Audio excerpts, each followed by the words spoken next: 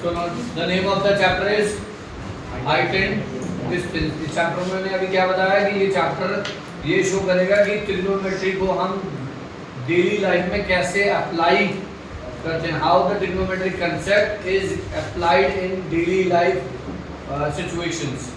ठीक, इसमें दो शब्द हम बहुत पढ़ेंगे, angle of elevation and angle of. जब जमीन पर खड़े होकर आसमान में हमने कोई चीज नोटिस करी तो जिस एंगल से हमने उसे देखा तो जमीन के साथ और आंखों की रोशनी के बीच में जो एंगल बनेगा, नीचे खड़े होकर हमने छत पर किसी को नोटिस करा, अगर हम जमीन पर नीचे खड़े और छत पर कोई खड़ा है तो जिस एंगल से हमने उसे देखा उसे हम बोलेंगे एंगल ऑफ एलिवेशन। और वो एंगल ऑफ एलिवेशन हॉरिजॉन्टल यानी जमीन और हमारी आंखों की रोशनी के बीच में बनता है, उसे हम एंगल ऑफ एलिवेशन कहते हैं। और ऊपर खड़े होकर यानी छत पर अगर खड़े और जमीन पर हमने किसी चीज को नोटिस करा है तो वो जो एंगल बनेगा that is called angle of depression. और उसमें जो एंगल जमीन होती है वो जमीन ऊपर तो उठ के आ रही थी तो उसके पैरेलल हम क्या ड्रॉ कर लेते हैं, एक लाइन ड्रॉ कर लेते हैं पैरेलल। हाँ है ना, बात समझ आ रही है? तो इन दोनों के बीच में जो एंगल बनता है वो क्या बोलता है, एंगल ऑफ डिप्रेशन। और ये कहलाती है लाइन ऑफ व्हाट, और ये क्या होती है, हॉरिजॉन्टल के पैरेलल। ठीक, तो इसे क्या बोलेंगे, एंगल ऑफ डिप्रेशन, और इसे क्या बोलेंगे, एंगल ऑफ एलिवेशन। तो एलिवेशन में सिंपल सी बात है, नीचे से ऊपर देखोगे तो एंगल ऑफ एलिवेशन, और ऊपर से नीचे की तरफ देखो तो एंगल ऑफ। पहाड़ पे खड़े होकर नीचे देख रहे हैं तो एंगल ऑफ डिप्रेशन, और नीचे खड़े होकर पहाड़ की चोटी को देख रहे हैं तो एंगल ऑफ एलिवेशन। ठीक, ये आपको याद रखना है। इसमें बहुत सारे एक बहुत एंगल यूज होगा, tan 30, ये वैल्यू आपको याद रखनी है 1/√3। व्हाट 1/√3। एक tan 60 √3। ठीक, एक sin 60 √3/2, sin 30 1/2 और tan 45 लास्ट। बस ये वैल्यू आपको ओरल याद होनी चाहिए, आप अपने आप ओरल याद रखिए। tan 30 की 1/√3, tan 60 की √3, tan 45 की 1। मेनली ये तीन याद रखिए, ये इक्का दुक्का क्वेश्चन में यूज होगी, एक आध सवाल ये जनरली यूज होगी, मैं पूछूंगा बार बार। tan 30 1/√3, tan 60 √3, tan 45 1। Let's start with the exercise. ठीक, आर.डी. शर्मा के एग्जांपल करेंगे पहले। पेज नंबर है 540। अभी खोलना नहीं है book, please close your books. नहीं रहने दो। आर.डी. शर्मा के एग्जांपल करेंगे सबसे पहले पेज नंबर 540 से आज। ठीक, सुनते चलो। A tower is 100√3 metre high. एक टावर की खुद की हाइट कितनी है? इस ध्यान रखना, हाइट एंड डिस्टेंस के सारे क्वेश्चंस डायग्राम अगर बच्चे ने सही बना लिया है क्वेश्चन पढ़ के तो क्वेश्चन डेफिनेटली ये सही हो जाएगा। और अगर क्वेश्चन पढ़ के डायग्राम गलत बना है तो क्वेश्चन गलत हो जाएगा और टीचर उसे चेक नहीं करेगा, सिर्फ आपका डायग्राम देखेगा पहले वो। अगर उसे डायग्राम सही दिख गया और लास्ट आंसर देखेगा, सिर्फ डायग्राम और आंसर, सॉल्यूशन को नहीं चेक करता है। क्यों? क्योंकि उसे मालूम है डायग्राम सही होगा तो सॉल्यूशन सही निकल आता है जनरली। ठीक, और अगर डायग्राम गलत हुआ तो वो सॉल्यूशन पर भी आपको चेक नहीं करेगा ध्यान रखें, तो आपको 0 नंबर मार्क करेगा। और अगर डायग्राम सही है और आंसर सही है तो वो पूरे नंबर दे देगा बिना पूछे। तो क्वेश्चन है, a tower which is 100√3 metre high. एक टावर जिसकी खुद की ऊंचाई कितनी है? 100√3 मीटर हाई। तो ये टावर मान लिया हमने, AB नाम का एक टावर हो गया। ठीक, ये जमीन से कितना ऊंचा है? 100√3 metre high. Find the angle of elevation of its top from the point 100 metre away from its foot. इसकी फुट से 100 मीटर दूरी पर एक पॉइंट है, फुट यानी ये, और इसके 100 मीटर दूरी पर एक पॉइंट है यहाँ पर C। इस पॉइंट से हमने इसके टॉप को देखा हुआ, इस C पॉइंट से हमने किसको देखा? टॉप A को। तो एंगल ऑफ एलिवेशन बना कितना? थीटा। हमें नहीं मालूम था वो एंगल कितना बना, वो खुद पूछ रहा है कि वो एंगल बताइए जिससे आपने उसे देखा और कितने मीटर दूर खड़े होकर देखा? 100 मीटर दूर खड़े होकर। ठीक, तो अब लिखें, सबसे पहले लिखेंगे let the angle of elevation of its top from C be what, हमने माना सी पॉइंट से टॉप का एंगल क्या है थीटा। इसके बाद बातें ना करें, अब नॉन स्टॉप पीछे कौन बोल रहा है बार बार। Height of tower, distance of point C from the foot of tower is equal to 100 metre in triangle.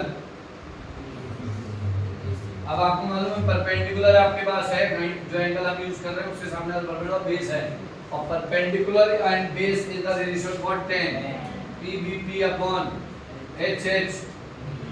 तो ये होता है साइन, ये होता है कॉस, ये होता है tan, ये होता है cot, ये होता है sec और ये होता है, तो ये रिलेशन यूज होगा क्योंकि perpendicular we are having and base we are having. हम यूज करेंगे tan थीटा, क्योंकि एंगल हमें नहीं मालूम है, थीटा यूज करेंगे। और यहाँ लिखेंगे परपेंडिकुलर मतलब AB और बेस का मतलब BC। फिर हम यहाँ डाल देंगे tan theta is equal to 100√3 upon 100, ये वैल्यू कट जाएगी 100। और अभी मैंने थोड़ी देर पहले आपको वैल्यू सिखाई थी, तो tan थीटा ये tan 60 की वैल्यू होती है, तो इसे हम tan ऑन कंपेयरिंग करेंगे तो थीटा डायरेक्ट कितना आ जाएगा 60। क्वेश्चन का जवाब क्वेश्चन है example 2 page number 540 from R D Sharma. The angle of elevation of top of the tower from point on the ground। जमीन पर मौजूद एक पॉइंट से हमने टावर के टॉप को देखा, which is 30 metre away from the foot of the tower। और वो पॉइंट जहाँ से हम देख रहे हैं वो टावर के फुट से कितने मीटर दूर है 30। ये रहा वो पॉइंट A मान लिया। अब यहाँ से हमने टावर के टॉप को देखा तो एंगल ऑफ एलिवेशन 30 डिग्री है। कितनी डिग्री 30 डिग्री है, एलिवेशन बन गया है। ठीक, अब आप देखा find the height of the tower. तो टावर की हाइट पूछ रहा है, तो वो टावर की हाइट हमने क्या मान ली h, ये A ये B और यहाँ पर 90 और यहाँ पर C। तो सबसे पहले लिखेंगे let the height of tower be h। हाँ ना, टावर की हाइट क्या हुई, angle of elevation of its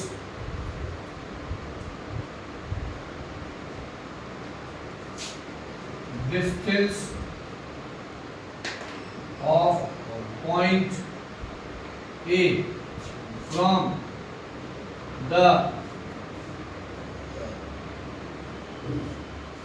what in triangle, what is the name 10 is equal to, अभी बताया था परपेंडिकुलर अपॉन, परपेंडिकुलर का मतलब BC और बेस का मतलब tan 30 की वैल्यू अभी सिखाई थी, BC की वैल्यू h और AB की value h is equal to 30 upon, इसे यहीं के यहीं रेशनलाइज करेंगे √3 के ऊपर √3 से 30√3 अपॉन 30 आंसर। और अगर ज्यादा सॉल्व करना है तो √3 की हम वैल्यू पुट कर सकते हैं 1.732 मीटर, तो आंसर आ जाएगा 17 और ये वैल्यू आपको तब डालनी है जब क्वेश्चन आपको √3 की वैल्यू प्रोवाइड करता हो। अगर क्वेश्चन में √3 की वैल्यू आ रही है तो आप डालेंगे, अगर √3 की वैल्यू नहीं दी है तो क्वेश्चन ट्रेंड √3 पे छोड़ देंगे। And that will be the height of the tower. ठीक, बात समझ आ गई। एग्जांपल 3 ऑन पेज नंबर 541, सुनना ध्यान से। A kite is flying at a height of 60 metre above the ground। बच्चे जनरली इस क्वेश्चन में क्या मिस्टेक कर जाते हैं, वो हाइट ऑफ द काइट ऐसे नाप लेते हैं, ये this is wrong. This can not be measure the height, height is always measured eight 90 degree. तो जमीन से अगर कोई काइट उड़ी होगी 60 मीटर above the ground तो ये हाइट होगी उसकी काइट की। जमीन से 60 मीटर ऊपर एक काइट उड़ रही है, तो जमीन से 60 मीटर ऊपर ये उड़ी, ठीक, ये काइट है। The string attached to the kite is temporarily tied to a point on the ground। उससे जो स्ट्रिंग यानी धागा बना हुआ है काइट से, वो थोड़ी देर के लिए हमने जमीन पर बांध दिया है। काइट तो आसमान में उड़ रही है और थोड़ी देर के लिए उसका धागा थाम और टाई अप कर दिया है ग्राउंड के साथ। जमीन पर एक कील लगा रखी है, यहाँ पर धागा हमने बांध दिया और काइट थोड़ी देर के लिए उड़ रही है। और वो जमीन के साथ जो धागा एंगल बना रहा है, स्प्रिंग जो एंगल बना रही है जमीन के साथ, वो कितना बना रही है क्वेश्चन में 60 डिग्री। कितना? यानी ये स्प्रिंग यानी धागा और ये हॉरिजॉन्टल यानी जमीन, इन दोनों के बीच का एंगल है। ठीक, तो ये ए मान लो, यहाँ पर 90 दिखाना कंपलसरी है और ये सी। अब ये राइट एंगल ट्रायंगल बन गया है। अब आपसे पूछा find the length of the spring, spring की लंबाई यानी इसकी लंबाई पूछी है, तो इसकी लंबाई हमने थोड़ी देर के लिए क्या मान ली? तो सबसे पहले लिखा जाएगा let the length of spring of kite B big. अब जरा देखो, height of kite from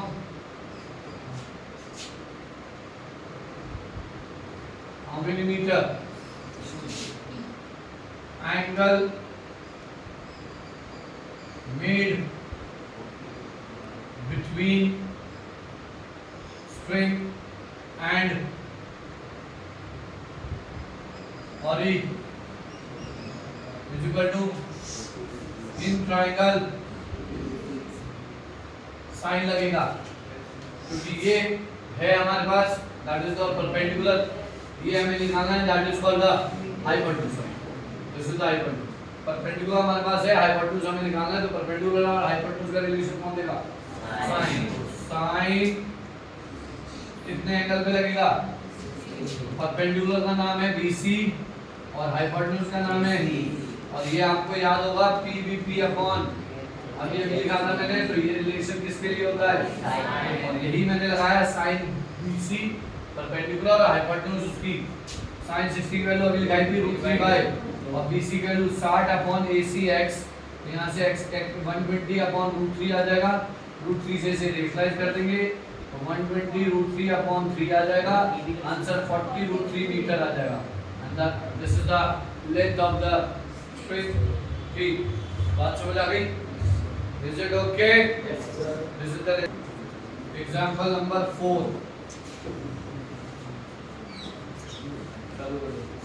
Example number 4 from page number 541. अब इसी का जस्ट अपोजिट क्वेश्चन है। इसमें जो एग्जांपल 3 में अभी हमने काइट की स्प्रिंग की लंबाई यानी धागे की लंबाई निकाली थी। अब एग्जांपल नंबर 4 में एक स्प्रिंग है काइट की, वो 100 मीटर लंबी है, यानी धागा जिससे वो पता पड़ रही है वो कितने मीटर है? 100 मीटर। ठीक, and it makes an angle of 60 degree with the horizontal. Horizontal यानी जमीन के साथ कितना एंगल बना रहा है वो धागा? 60 डिग्री का। Find the height of the kite, kite की हाइट निकालनी है। तो काइट की हाइट बच्चे ने क्या मान ली? H A B C, और यहाँ पर कितना डिग्री? 90। सबसे पहले लिखेंगे ऐसे, let the height of kite ph meter, हाँ है ना? Yes, sir. Length of string is equal to angle between string and horizontal line. Horizontal is equal to in triangle sine. Why we are applying sine? Perpendicular and hypotenuse relation again. Sine 60 is equal to BC upon √3 upon BC H upon 2 से काटा 50 ऊपर भेजा 50 and this is the Answer. height of kite from the ground. That's it. Is it okay? पानी नहीं है, पानी नहीं है। चलो, example number 5. A circus artist is climbing from the ground along a rope.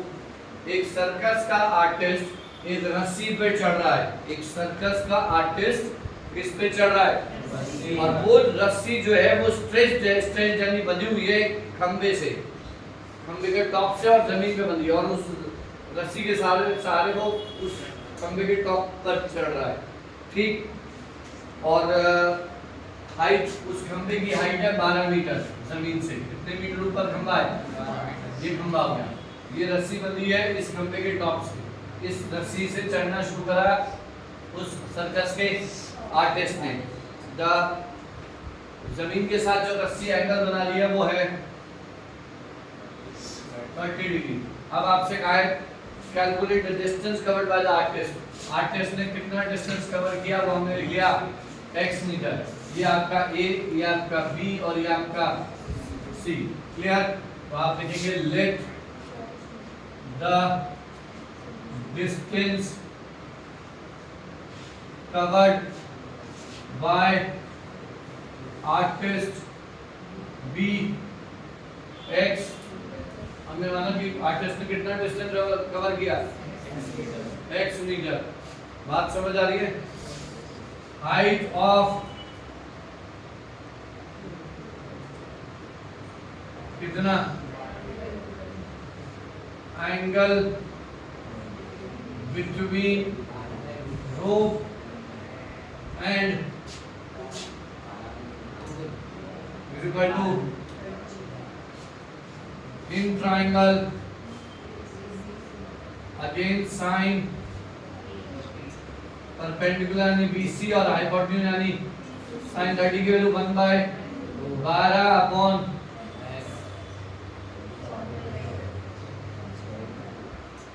is it correct? The distance covered by the artist along the rope is 24 meter and the question gets over। थोड़ा सा change है।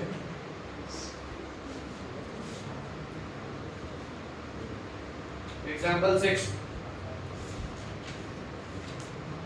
A circus artist is climbing 20 meter long rope. एक circus का artist 20 metre लंबी रस्सी पे चढ़ रहा है और वो रस्सी किससे टाई अप है? एक खंबे के टॉप से। ठीक, और ये कितने मीटर की लंबी रस्सी है? 20 मीटर लंबी रस्सी, यहाँ से लेकर यहाँ तक। ठीक, ये A, ये B और ये C। यहाँ पर है कितने डिग्री एंगल? 90 डिग्री। और आपसे कह रहा है ये रस्सी जो जमीन के साथ एंगल बना रही है वो 30 डिग्री का है। तो what is the height of the पोल?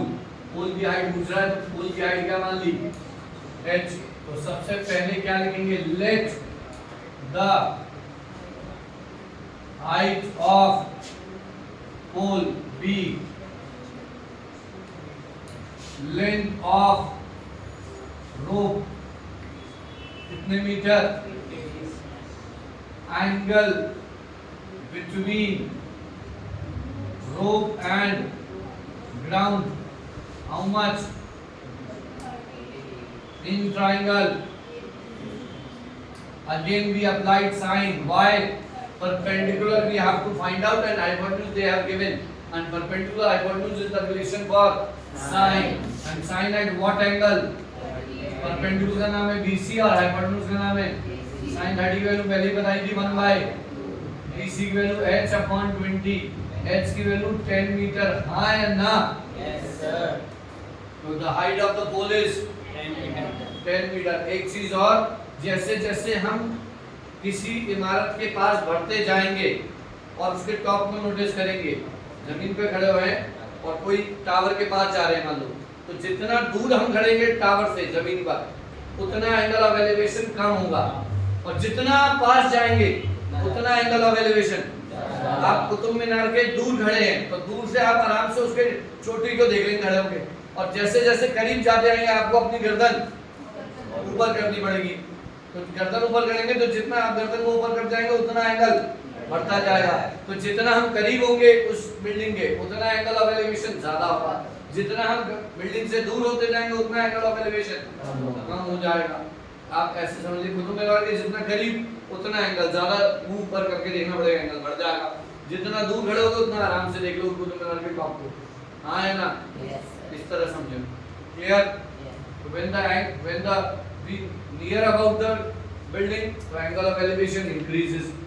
तो जब हम जितना दूर होते हैं उससे एंगल ऑफ एलिवेशन कम होता है, जितना हम करीब होते हैं उससे एंगल ऑफ एलिवेशन ज्यादा होता है। ये आप याद रखें। एक नंबर में पूछा था कि जैसे जैसे हम डिस्टेंस रिट्रीट करते हैं, रिट्रीट यानी पीछे हटते हैं, क्या उससे एंगल बढ़ता है या कम होता है? कम होता है। और जितना हम पास आते जाते हैं उतना एंगल इंक्रीज होता है। ठीक, एग्जाम्पल 7 पे आ गए, हटा दूं? Yes, sir.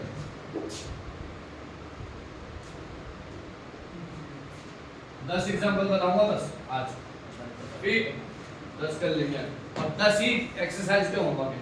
1 2 1 से लेकर 10 तक एक्सरसाइज क्वेश्चन करने, 10 एग्जाम्पल मैंने करे, आप भी 10 करके लाएंगे।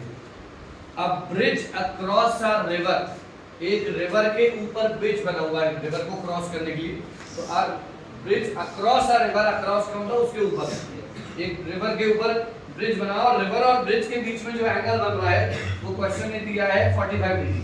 तो मान लीजिए ये रिवर जा रही है ऐसे, पानी बहता हुआ, अब इसको ऊपर क्या दिखाएंगे, ब्रिज, तो ये ऐसे ब्रिज जा रहा है, ये ब्रिज ऊपर से चढ़ के इधर इस किनारे चढ़ के उस किनारे तक, और ये ब्रिज और रिवर के बीच में एंगल मैंने क्या बनाया था अभी, 45। ये बच्चे डायग्राम नहीं बना पाते, तो आप नीचे रिवर मान ले और इस तरह ब्रिज मान ले, और रिवर और ब्रिज के बीच का एंगल कितना है, 45 डिग्री, ठीक। The length of the bridge across the river, river के ऊपर जो ब्रिज की लंबाई है वो है 150 मीटर। रिवर के ऊपर जो ब्रिज की लंबाई है वो कितनी है, what is the width of the river, width का मतलब चौड़ाई रिवर की, तो रिवर की चौड़ाई ये होगी,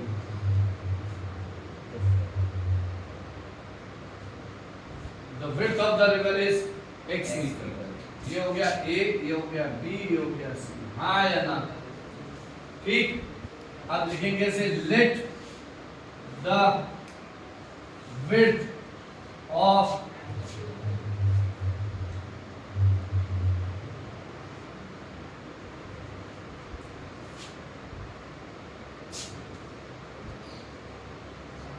length of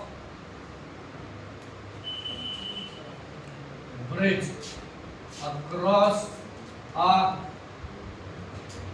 कितने मीटर का था, angle between bridge and what, कितने आए ना, Yes. what is the name of the triangle,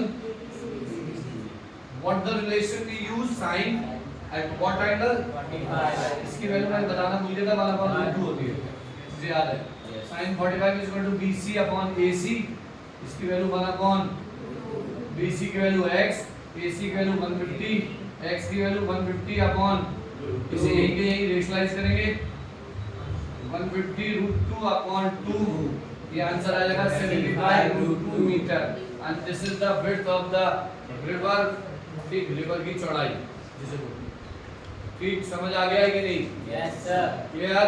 Yes.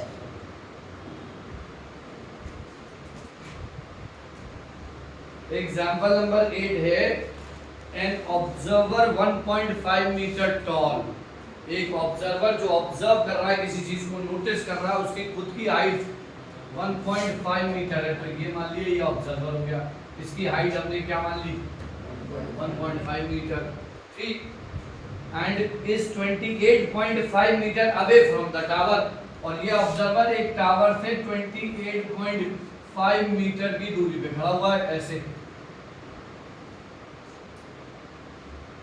ये टावर से कितने मीटर की दूरी पे, 28.5 मीटर की दूरी पर। The angle of elevation of the top of the tower from her eyes, उसने अपनी आंखों से उस टावर को नोटिस किया, आप आंख यही होंगी, पैरों पे तो होंगी नहीं आंख, कहाँ पे होंगी उसके चेहरे पे, तो चेहरा ऊपर ही होगा, उल्टा होगा तो नहीं देख रहा होगा कि चेहरा नीचे पैर ऊपर, ऐसे देख रहा हो नॉर्मल खड़े होगे, तो यहाँ से उसने टावर को नोटिस करा, उसने साफ बोला फ्रॉम हर आइज, ये हमने माना लिया, ये बनेगा। अब ये जमीन ऊपर तो उठ के आ नहीं जाएगी, तो जमीन के पैरेलल हम एक लाइन ड्रॉ करते हैं, मैंने आपको सिखाया एंगल ऑफ एलिवेशन, जिस रोशनी से उसने देखा और जमीन के साथ, रोशनी और जमीन के साथ जो एंगल बनेगा उसे एंगल ऑफ, और वो एंगल क्वेश्चन है हमें दिया हुआ है 45 डिग्री, व्हाट,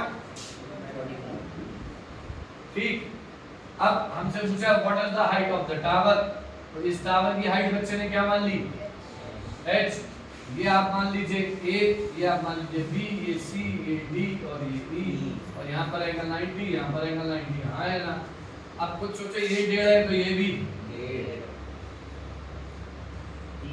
और ये जो बचा हुआ डिस्टेंस होगा ये होगा h माइनस 1.5, क्योंकि बड़े में से छोटा हटा देंगे तो h बड़ा था, ये क्या था, इस रस्सी में से ये रस्सी काट दी मैंने, बची हुई रस्सी क्या हुई, h माइनस, बच्चे गलती से लिख जाते हैं 1.5 माइनस, आपने ऐसा लिखा नहीं आंसर कर दूंगा, छोटे में से बड़ा ढूंढना है, h में से क्या माइनस कर दो 1.5, h में से 1.5 काट दी तो h माइनस, अब जरा देखिए ये 28.5 है तो ये भी नहीं आया समझ में, आ गया, ये सारी डिटेल मैंने डायग्राम में कर दी है। अब आप क्वेश्चन सॉल्व कर लीजिए। सबसे पहले लिखेंगे लेट द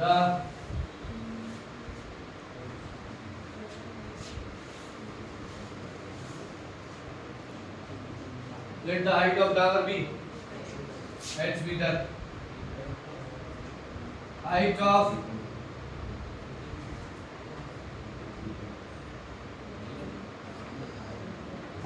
distance from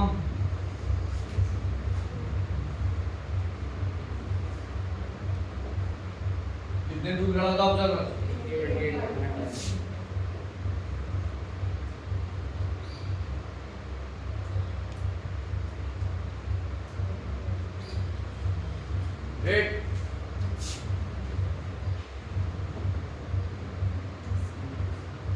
इस ट्रायंगल में ट्रिग्नोमेट्री लगी DCE में, और परपेंडिकुलर h माइनस 1.5 और बेस, तो परपेंडिकुलर बेस का जैसे एक ही है 10, सबसे पहले लगाया था 10 कितने डिग्री पर, परपेंडिकुलर का नाम DC और upon 1045 value 1, DC value h minus और upon 28.5 plus 1.5 is equal to h, then h is equal to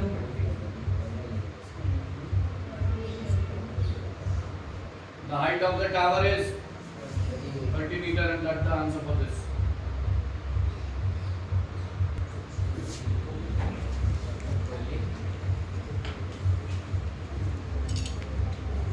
पहला एग्जांपल 9 पेज नंबर 543 पर आरडी शर्मा में एग्जाम इंपॉर्टेंट मार्क करिए सब लोग। फर्स्ट ठीक, सुनना ध्यान से पहले, just listen to the question first. An electrician has to repair an electric fault. एक बिजली वाले को एक खंबे पर क्या सही करना था, फॉल्ट, कोई खंबे पर बिजली का फॉल्ट हो गया था, लाइट चली गई थी और उसे चढ़कर उस बिजली के फॉल्ट को क्या करना था, रिपेयर, सही, और उस पोल की हाइट थी 4 मीटर, यानी वो जो खंबा था वो कितने मीटर ऊंचा था, 4 मीटर ऊपर, ठीक, जमीन से। He needs to reach 1.3 metre below the top. उसे टॉप से 1.3 मीटर नीचे पहुंचना था, टॉप से ऊपर से 1.3 मीटर नीचे पहुंचना, यानी वो चाह रहा था कि सीढ़ी वो कहाँ लगाए, मतलब ऊपर से 1.3 मीटर नीचे होनी चाहिए, क्योंकि फॉल्ट यहाँ पर होगा ना, यहाँ पर होगा तो बिल्कुल यहीं पर थोड़ी सीढ़ी लगा ले, अगर यहाँ पे लगा लेगा तो वो खुद खड़ा होगा तो ऊंचा निकल जाएगा उससे, नहीं समझे, आपने सीढ़ी ऐसे लगाई, अब वो चढ़ के आया यहाँ खड़ा हुआ, तो जब सीधा खड़ा होगा तो वो पोल से भी क्या हो जाएगा, ऊंचा निकल जाएगा, जब वो पोल से ऊंचा निकलेगा वो झुक के सही करेगा फिर, और वो सीढ़ी अगर यहाँ लगाएगा ऐसे ऊपर से 1.3 मीटर नीचे, फ्रॉम द टॉप, ऊपर से 1.3 मीटर नीचे, यानी ये गैप यहाँ पर मान लीजिए 1 पॉइंट, यहाँ पर ऐसे सीढ़ी लगाएगा तब वो यहाँ खड़ा होकर सीधा होगा, तब ये यहाँ पर हाथ से वो सही करेगा, हाँ या ना, इज इट ओके, ठीक। अब क्वेश्चन ने बोला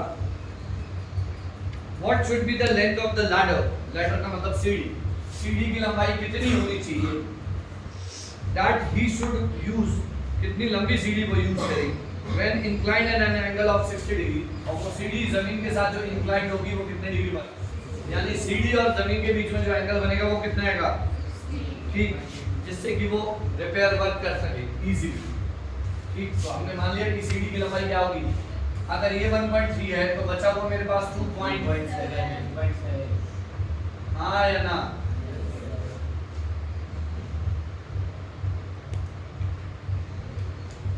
ठीक, तो लेट द